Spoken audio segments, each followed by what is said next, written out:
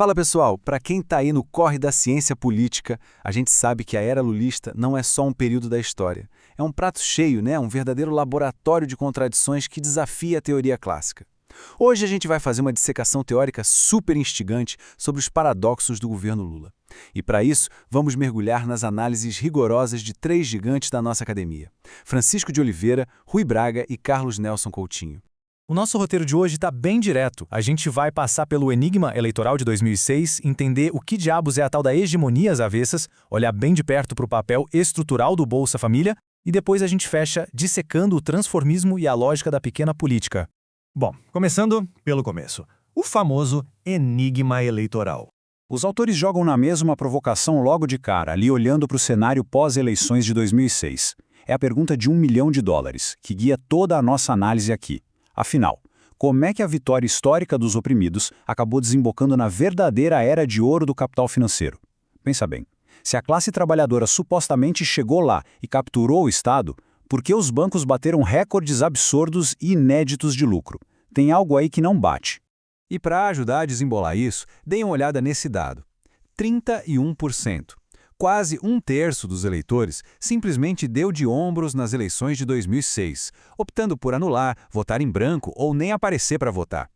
Esse nível de indiferença mostra para a gente que aquela narrativa clássica e simplista de ricos contra pobres não dá conta do recado analítico. A realidade se mostrou muito mais bagunçada.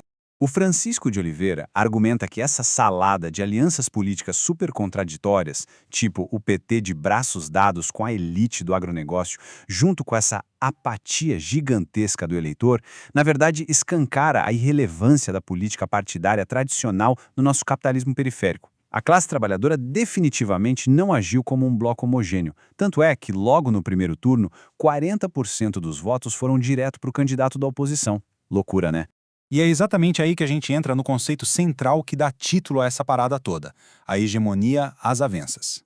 Então, o que o Chico de Oliveira faz aqui é pegar a equação tradicional da hegemonia do Gramsci e virar de cabeça para baixo. Na hegemonia às avessas, as classes dominantes de fato consentem. Elas topam ser politicamente lideradas pelas classes subalternas. Mas, claro, tem uma condição inegociável: o núcleo duro da exploração econômica tem que continuar intacto. Basicamente, os dominados dão a direção moral para o país, mas continuam se curvando para a exploração financeira. O contraste entre essas duas forças é genial. Na aparência, o que a gente tem? A classe trabalhadora com a faixa presidencial, a economia super nos trilhos, a quebra de um monte de preconceitos históricos, um clima de festa. Mas na essência, a burguesia tá de boa. Os capitalistas aceitam esse governo pacificamente porque a farra da exploração do capital continua rodando solta, sem ninguém questionar absolutamente nada. E essa leitura funciona como uma lente muito poderosa. Ela permite traçar um paralelo super forte com a África do Sul pós-apartheid. Lá aconteceu uma dinâmica parecida.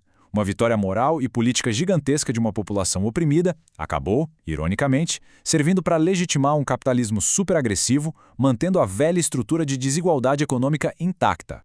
Certo, vamos puxar o fio agora para o principal motor, a ferramenta administrativa dessa nova hegemonia: o Bolsa Família. Aqui a coisa fica extremamente interessante para nós que estudamos política pública.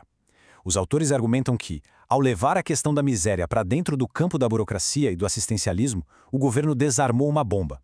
Ele neutralizou o grande campo de batalha político que sempre foi a pobreza no Brasil. Sim, o Bolsa Família quebrou um certo apartheid social e garantiu uma base eleitoral massiva, indiscutível. Mas, do ponto de vista do embate de classes, o pulo do gato foi transformar uma desigualdade estrutural brutal numa simples questão de gestão de planilhas. Essa citação resume tudo perfeitamente. Francisco de Oliveira aponta que, por mais que o programa tenha dado um alívio de vida ou morte para milhões de pessoas, e obviamente deu, a função estrutural dele na engenharia do poder foi garantir um consentimento passivo. A pobreza foi despolitizada.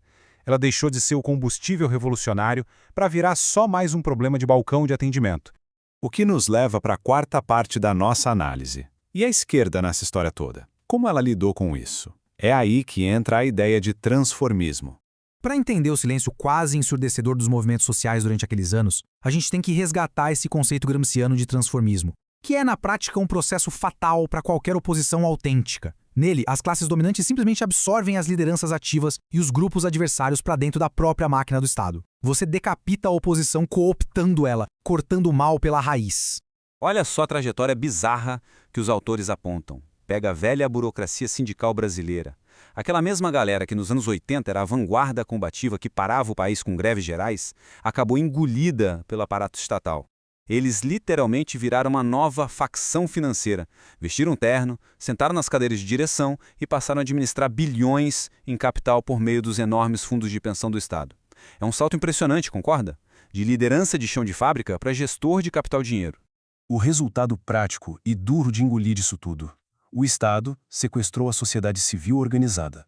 Os movimentos sociais desapareceram da agenda de embate e aquela velha oposição de esquerda ficou ali, fraturada, isolada e restrita apenas àquelas negociações cinzentas, típicas de gabinete. A rua como palco de disputas simplesmente sumiu. Para amarrar isso tudo, a gente precisa entrar no nosso último ponto, o debate teórico final. A lógica da pequena política. Aqui, o Carlos Nelson Coutinho traz uma nuance muito fina para o debate. Ele diz, olha, em vez de a gente classificar essa era puramente como uma revolução passiva, onde partes reais das demandas populares ainda são incorporadas, talvez seja mais preciso enxergar o lulismo através das lentes de uma rígida contra-reforma. O Coutinho resgata o Gramsci para lembrar a gente que o governo operou na base de um consenso passivo fortíssimo. É como se a população tivesse simplesmente aceitado a estrutura do capitalismo como uma lei da gravidade, algo impossível de mudar. E veja bem, reduzir todas as disputas políticas, as brigas do dia a dia, as intrigas parlamentares, a pequena política, na verdade é o maior triunfo da grande política que as elites dominantes poderiam sonhar. Então a gente tem esse contraponto acadêmico. O Rui Braga ainda consegue ver ali elementos de uma modernização conservadora. Já o Coutinho é mais taxativo. Para ele, a ausência total de grandes embates ideológicos e o enfraquecimento brutal da luta de classes provam que a gente ficou preso na armadilha da pequena política. É um cenário de pura administração do status quo, mas muito bem disfarçado de progresso. O que nos deixa com um quebra-cabeça teórico daqueles para levar para casa. Se essas vitórias tão aguardadas dos oprimidos e as chamadas reformas progressistas, no fim do dia, serviram basicamente para modernizar, blindar e estabilizar a dominação do capital financeiro, então onde é que está de fato a brecha para uma verdadeira emancipação social? Fica aí essa provocação profunda para vocês refletirem nos próximos debates. Valeu pela companhia, pessoal, e até a próxima análise.